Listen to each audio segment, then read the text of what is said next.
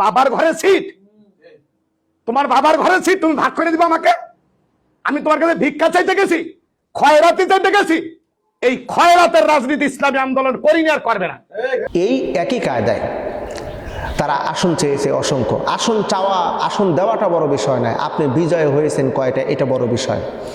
আপনাকে 100টা আসনে যদি দেওয়া হয়, আপনাকে ন্যূনতম 70 থেকে 80টা আসন আপনাকে বিজয়ী হতে হবে, তাহলে ইসলাম প্রতিষ্ঠিত করতে পারবেন। এখন দেখা গেল 100 আসন নিলেন, আপনি 100টার মধ্যে 70টা আসনে আপনি বিজয়ী হলেন না, 50টা আসনে বিজয়ী হলেন না, আপনি 20টা আসনে বিজয়ী হলেন, তাহলে ইসলামের পরিপন্থী, ইসলামের বিপক্ষের শক্তি 80টা আসনে যখন বিজয়ী হবে, কারণ 151টা আসন পেলেই কিন্তু সে সরকার গঠন করতে পারতেছে, অর্থাৎ ইসলামের বিপক্ষের শক্তি তৈরি হয়ে যাচ্ছে, তাহলে আপনার ইসলাম প্রতিষ্ঠিত করার জন্য আপনি ব্যর্থ হয়ে গেলেন।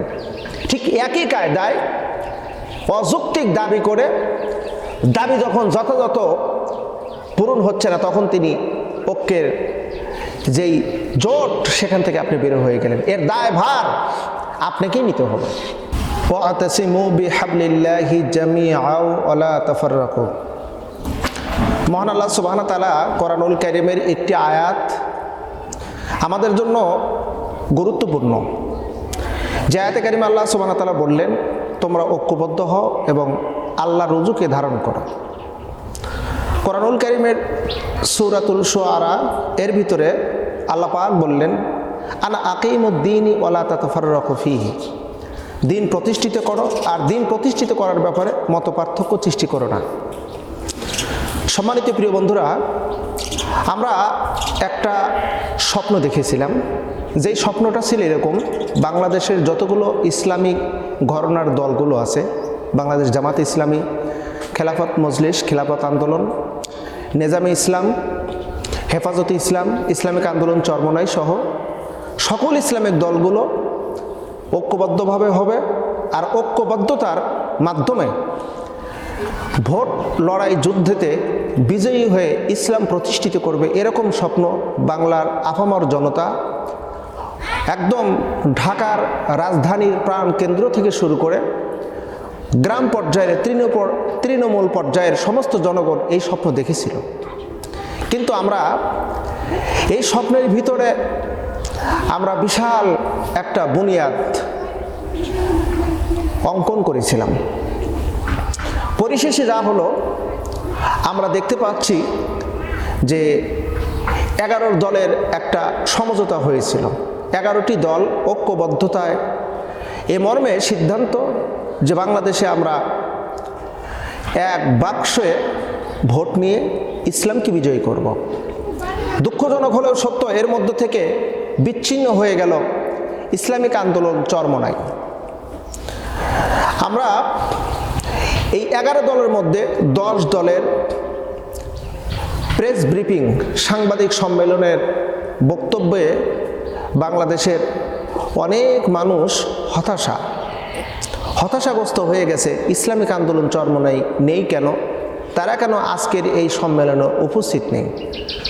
তাদের কেন বক্তব্য নেই? তাদের কেন ইসলামী সমঝোতার, ইসলামী জোটবদ্ধতার একটা আভাস, একটা আলোচনা কেন নেই? এই বিষয় নিয়ে আমরা কিন্তু একে অপরের মধ্যে আলোচনা পর্যালোচনা আমরা দেখতে পাচ্ছি। সকল পর্যায়ের মানুষের একটাই কথা, ইসলামিক আন্দোলন চরমনাই নেই কেন? এর প্রতি উত্তরে জবাব যদি আমরা খুঁজতে চাই বা সেই জবাবটা যদি আমরা দিয়ে দিই, তাহলে আমার অনেক ভাইয়েরা, অনেক বন্ধুরা মনক্ষুণ্ণ হবে। যদি এমনটি হতো, এখান থেকে ইসলামিক আন্দোলন চরমনাই জোটের মধ্যে আছে, জামাতকে বের করে দিয়েছে, তখন জামাতের দুর্বলতা থাকতো, বা অন্য কোনো দলকে বের করে দিয়েছে, তখন আমরা বুঝতাম যে তার দুর্বলতা আছে। কিন্তু যেহেতু 11 দলের 10 দল ঐক্যবদ্ধ, এক দল নেই, তাহলে প্রশ্নটা হলো এখানেই, সে নিজে আসেনি, সে নিজেই বের হয়ে গেছে, তখন জাতি তাকে ধিক্কার করা অলরেডি শুরু করে দিয়েছে।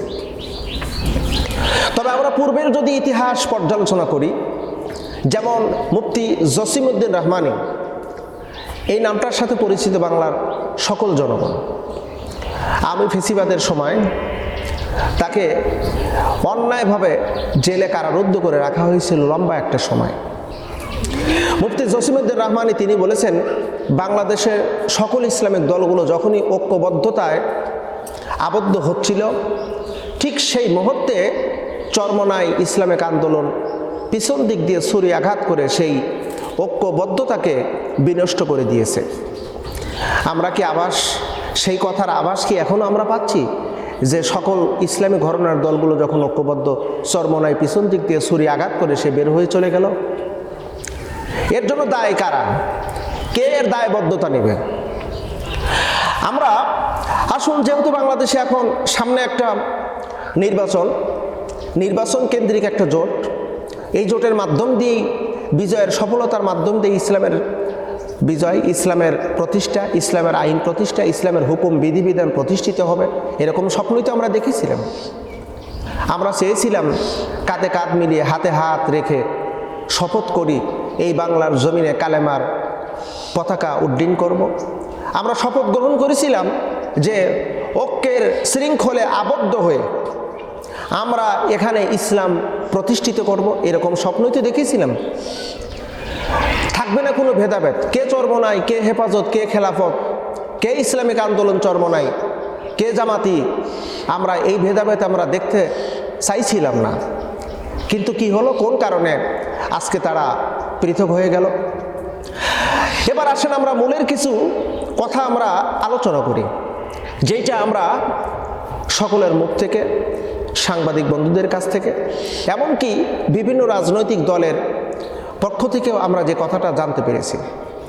যেহেতু আসন বন্টন, যেহেতু এটা নির্বাচনী কেন্দ্রিক জোট এবং এই নির্বাচনের মাধ্যম দিয়ে পরবর্তীতে দেখা যাবে যে সকল ঘরানার ইসলামের দলগুলো ঐক্যবদ্ধতার ভিতরে কতটুকু থাকে।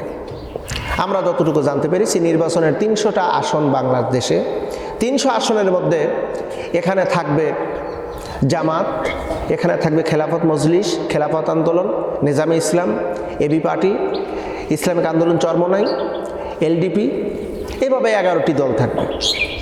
300 আসনের মধ্যে সকলকেই তাদের মানসম্মত প্রার্থী এবং তাদের পরিবেশন, তাদের আয়োজন অনুযায়ী প্রার্থী সিলেকশন দেওয়া হবে।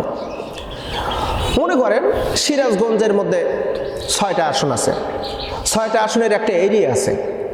এই এরিয়ার ভিতরে কোন দলের কর্মসূচি কতটুকু উন্নতি হয়েছে, মনে করেন ধরে রাখেন ইসলামিক আন্দোলন চরমনাই, ইসলামিক আন্দোলন চরমনাইয়ের প্রার্থী এখানে সে একজন অভিজ্ঞ, পরিচিত এবং তার কার্যক্রম যথেষ্ট পরিমাণ আছে। যেমন ধরেন ওয়ার্ড কমিটি করেছে, ইউনিয়ন কমিটি করেছে, উপজেলা কমিটি করেছে, থানা কমিটি করেছে, এমনকি তাদের নির্বাচন কর্মীর অভাব নেই।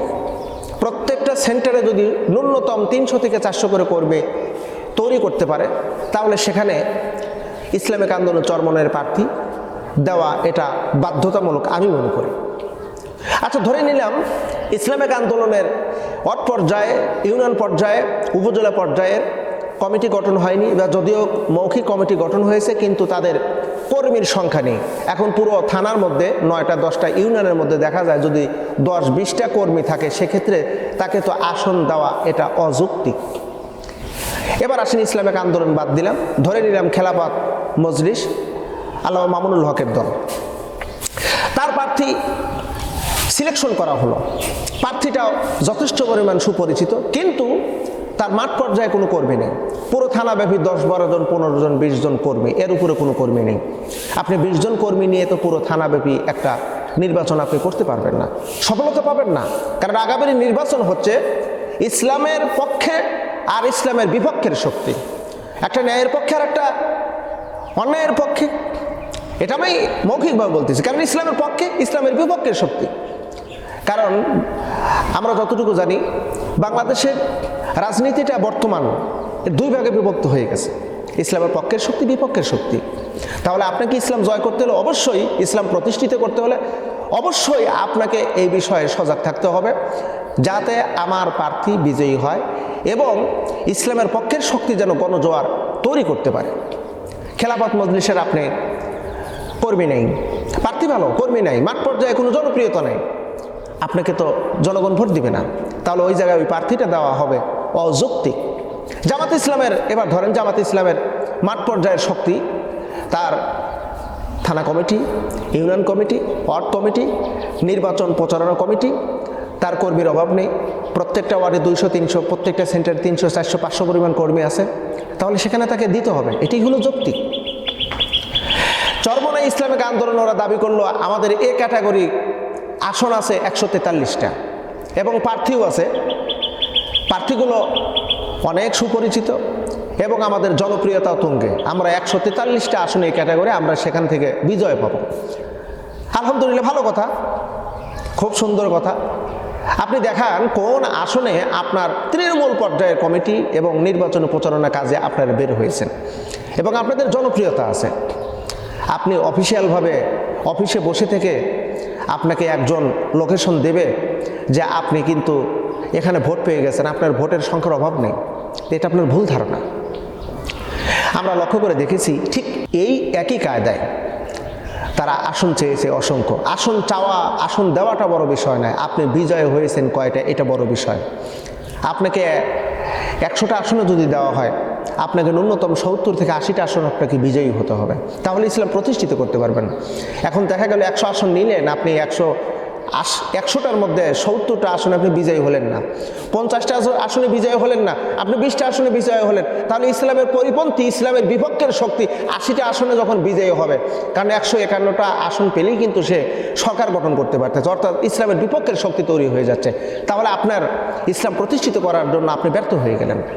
ঠিক একই কায়দায় অযৌক্তিক দাবি করে, দাবি যখন যথাযথ পূরণ হচ্ছে না, তখন তিনি ঐক্যের যেই জোট সেখান থেকে আপনি বের হয়ে গেলেন। এর দায়ভার আপনাকেই নিতে হবে।